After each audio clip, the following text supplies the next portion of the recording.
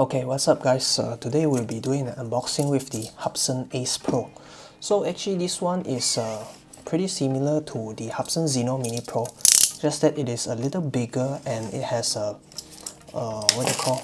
different battery, and also it has a better wind resistance because this is a much bigger drone. So right off the box, we'll unwrap this first. Okay, you can see that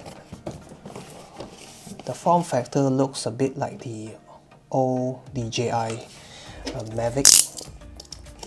So let's have a look how it looks like inside the box. So I have the 2 battery version. It comes with a bag. So let's see what else is inside the box. There's nothing else, just some protecting layer to keep it secure. And yeah, the box looks pretty big. So I have the Chinese model, and this is the Hubsan's. I think they are required to have that label. So nothing special over here. So yeah, let's put this aside, and we'll take a look at this. So this packs a newer bag. I think this the bag that I have, the Zino Mini Pro, is over here. It's I can give you a comparison. A little bit bigger, but not too much on the length, and a little bit on the width. Height is almost identical. So let's open the box and see what's inside. Okay, so this drone is kept here. It feels pretty heavy, and so over here you have the charger. This is a charging hub. You can only charge one at a time, and you can connect it to another hub, which can I think I have it here. So I have 2 of this hub. Let's see how I could connect this together. So they basically chain it together, and you can charge. Oh, over here I have a chain cable, and what's this? Oh, this is the cable. So I'll keep it here. So you have some spare knob for your joystick, and let's have a look at the remote controller. So I think this is the same with the Hubsan Zino Pro's remote controller. So let's just have a look.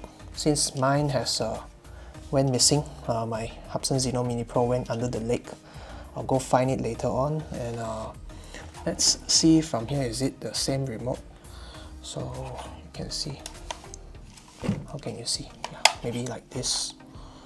So it has. So it's actually the same. So I could, instead of using the new one, I could link it to my Hubsan Zino's RC, and we'll try to fly it with this later on. And see what else. You have a user manual, a Hubsan Ace Pro user manual, both in Chinese and English. And then you have a battery. This is the spare battery. So let's have a look at this battery. So it's a 3800 milliamp battery. This is a 3-cell, and 43 watt hour. And yeah, you have a button here to see the indicator of the battery status. Oh, let's have a look at this charger, something that is a bit cool. So you have this looks a bit like the Zino Zino 2 Plus. It has a in and out. So with this going out, you have a smaller lid, which will not kind of mix up. So this one may be in. So you can plug in the charger. So this is the 12 volt 3 amp charger. So you can kind of charge two batteries at the same time by plugging in and daisy chain it together. And let's see how I charge this thing. Maybe like this. Yeah, just plug it in and we're good to go. So let's put the charger aside. And you have a cable. This is a charging, maybe to charge your RC, and probably to transfer data. And also another one, I think maybe this one is to charge, that one is for transferring data. So nothing else in the box, so let's keep this box aside. I think I kind of like this bag because it's like kind of long instead of all the small bags. So one thing I would like to compliment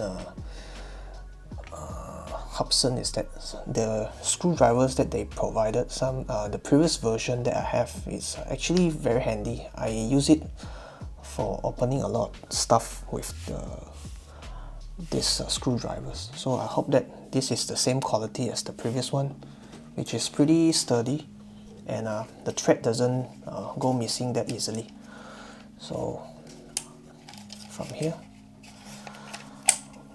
we'll not touch this since this is pretty standard with the Zino Mini Pro. So looking at this, let's take out the paper.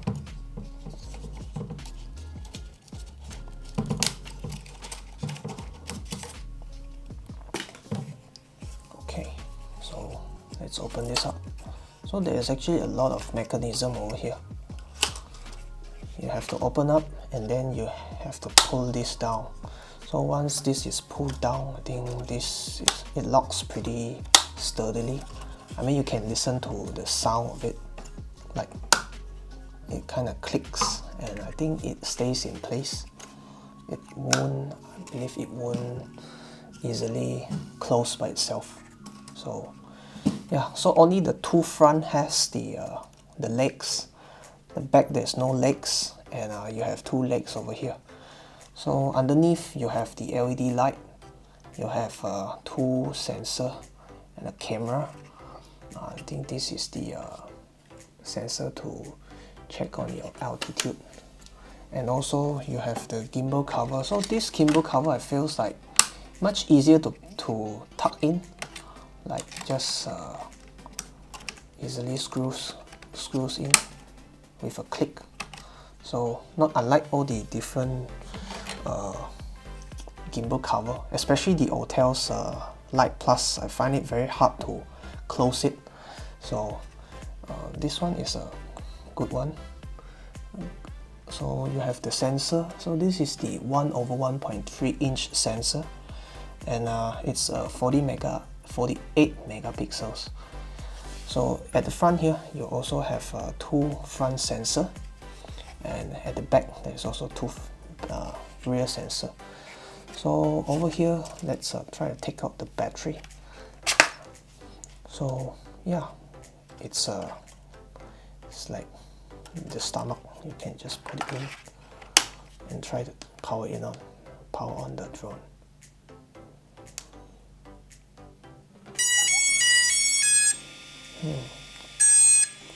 So cool. It has a fan underneath, so it kind of spin, but the hole looks a little big. I'm afraid it will suck in sand, but you might try not to put your fingernails in, else you might cut yourself. So at the side you have the slot for your memory card. I think this is like the reset button, and over here, let's see, there's a USB slot. I think this is for accessing the internal memory and maybe do some hard firmware update or something. So yeah, definitely nice to have a look. So another thing is we'll try to put this on the scale and see how heavy it weighs.